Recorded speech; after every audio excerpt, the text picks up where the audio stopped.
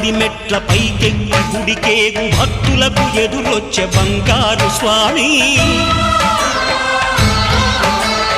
ఇరుముడులు స్పృశించి శుభమనుచు దీవించి జన బృందముల చేరే జగమేలు స్వామి తన భక్తులనరిల్చు తప్పులకు తడబడి ఒక పక్క ఒరిగెన ఓంకారమూర్తి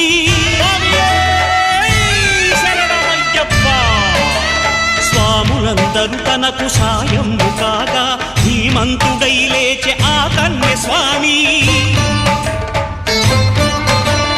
పట్టబంధము వీడి భక్తతతికై పరుగు పరుగున వచ్చే భూమిపైకి నరుడై